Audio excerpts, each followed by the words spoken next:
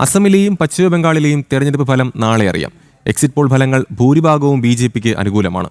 കൂടാതെ പശ്ചിമബംഗാളിൽ സംഘർഷ സാധ്യത ഉയർന്ന സാഹചര്യത്തിൽ സുരക്ഷാ ക്രമീകരണങ്ങളും കർശനമാക്കിയിട്ടുണ്ട്. സ്ട്രോങ് റൂമുകൾക്ക് മുന്നിലും കനത്ത സുരക്ഷയാണ് ഏർപ്പെടുത്തിയിരിക്കുന്നത്. കേന്ദ്രസേനയുടെയും സംസ്ഥാന പോലീസിന്റെയും സംയുക്ത നിയന്ത്രണത്തിലാണ് സുരക്ഷ.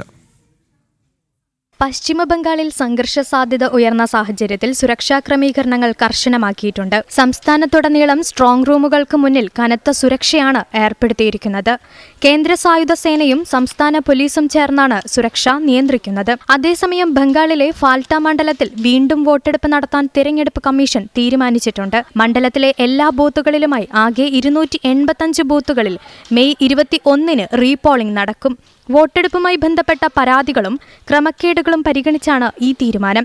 ഫാൽട്ട മണ്ഡലത്തിലെ വോട്ടെണ്ണലും ഫലപ്രഖ്യാപനവും പ്രത്യേകമായി മെയ് 24 നടത്തും. സംസ്ഥാനത്തെ മറ്റു മണ്ഡലങ്ങളിലെ ഫലപ്രഖ്യാപനം നാളെയുണ്ടാകും. അതേസമയം അസാമിൽ ബി.ജെ.പിയുടെ നേതൃത്വത്തിലുള്ള സർക്കാർ വീണ്ടും അധികാരത്തിൽ വരുമെന്നാണ് എക്സിറ്റ് പോൾ പ്രവചനങ്ങൾ.